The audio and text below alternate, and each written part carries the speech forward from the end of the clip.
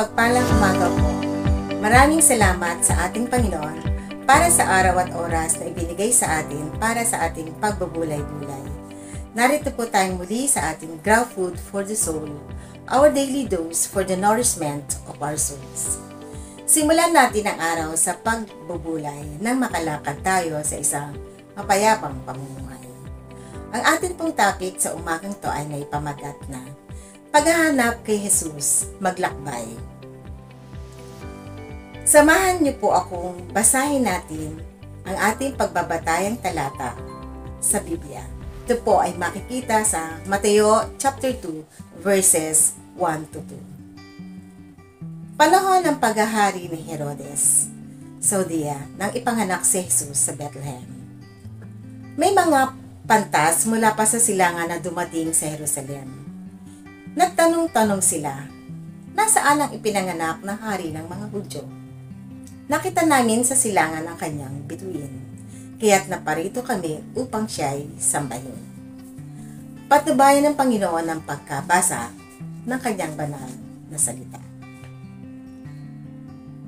Kapag may kamag-anak tayo na matagal na nating hindi nakikita at may nakapagsabi kung saan na sila nakatira, di ba Very eager tayo na puntahan ang lugar at hanapin natin ang nasabing kamag-anak.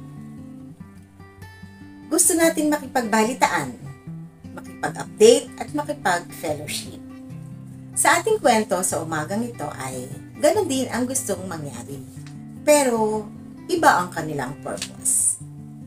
Nanggaling sa malayong silangan ng 3 haring mago upang hanapin ang isisilang na Mesiyas. Sila'y mga pantas na bihasa sa astrology at iba pang disciplines tulad ng palmistry at horoscope. Ayon sa tradisyon, may 3 pantas, ngunit maaaring humigit pa rito ang kanilang bilang. Sila'y matatalino, mayayaman at makapangyarihan, ngunit may nawawala. Mayroon silang hinahanap. May tanong silang hinahanapan ng kasagutan. Nasaan ang isinilang na hari ng mga Hudyo? Sapagkat naghahanap sila ng hari, natagpuan nila ang hari. Nais nilang makapagtatag ng relasyon at iyon ay nangyari. Remember this, kung ano ang hinahanap mo, iyon ang iyong makikita. Halimbawa, kung hinahanapan mo ng kagalingan ng isang tao, makikita mo iyon. Kung hinahanap mo ay kapintasan, makikita mo rin iyon. Nagsimula ang lahat sa pamamagitan ng tanong.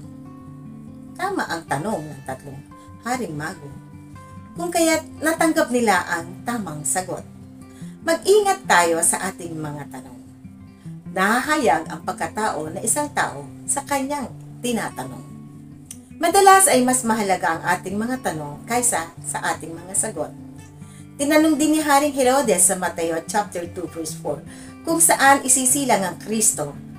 Mas interesado siyang malaman kung saan isisilang ang Kristo kaysa makilala kung sino ang isisilang na Kristo. Sa halip na matagpuan si Jesus bilang hari ng kanyang buhay, natagpuan niya si Jesus bilang banta sa kanyang paghahari. Natagpuan mo na ba si Jesus bilang iyong hari? Nakapagtatag ka na ba ng personal na relasyon sa kanya? Ayon sa mga Bible scholars, ang mga pantas mula sa malayong silangan ay naglakbay ng libu-libong milya sa loob ng 40 araw upang marating ang Bethlehem. Hindi iyon maginhawa at ligtas na paglalakbay. Sinuong nila ang maraming panganib para lamang matagpuan ang Kristong kanilang hinahanap. Lahat tayo kasama sa paglalakbay espiritual. Ang layunin natin ay mapalapit kay Jesus sa araw-araw na pagsulong. Ito hindi isang sprint, kundi marathon na may tiyak na hangganan. Ang sikreto ay ang pagpapatuloy. Ang pagsusumigasig, lalo kung pahirap ng pahirap ang sitwasyon. Maging kalakasan natin ang Pilipos chapter 3 verse 14. Nagpapatuloy nga ako, patungo sa hangganan upang makamtan ang gantimpala ng pagkatawag sa akin ng Diyos sa pamamagitan ni Kristo Jesus. Ang buhay nakakantong sa langit. Mag-ingat sa mga danger signs. Higit na mag-ingat sa mga taong magliligaw sa atin upang hindi natin marating ang ating destination. Tandaan natin, ang tukso ay hindi laging mukhang demonyo. Madalas animoy anghel. Sa Mateo chapter 2 verse 8 ay sinabi ni Herodes sa 3 haring mago, pumunta kayo at hanapin ninyo ang mabuti ang sanggol. Kapag siya'y nakita na ninyo, balitaan ninyo ako upang makapunta rin ako at sumambo sa kanya. Very tricky ang mundo. Akala mo'y kaibigan, pero ibubulit ka pala sa impyerno. Ingatang magpatuloy sa landas patungo sa Diyos at gagabayan tayo ng Panginoon sa landas ng tatahakin. Tayo po ay manalangin. Panginoong Diyos na makapangyarihan sa lahat, maraming salamat po sa pagkakataon na ipinagkaloob ninyo sa umagang ito upang kami ay makapagbahagi at makapagpuri sa iyong mga salita.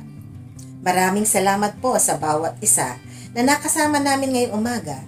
Dalangin po namin ingatan niyo po kami sa maghapon, nalalakaran at gabayan ninyo po ang bawat isa na magsisipasok sa kanilang mga trabaho at mga bata na magsisipag-aral. At dalangin rin po namin ang aming mga kapatiran na may karamdaman. Hipuin niyo po ang kanilang sakit at bigyan ng kagalingan. Sa pangalan ni Jesus. Amen. Maraming salamat po, mga kapatid, sa inyong pagsama sa akin sa umagang ito. A friendly reminder po sa bawat isa sa atin. Be Christ-like in your workplace today. To God be the glory. Hanggang sa muli po nating pagkikita. humayo at maglingkod. Thank you. God bless.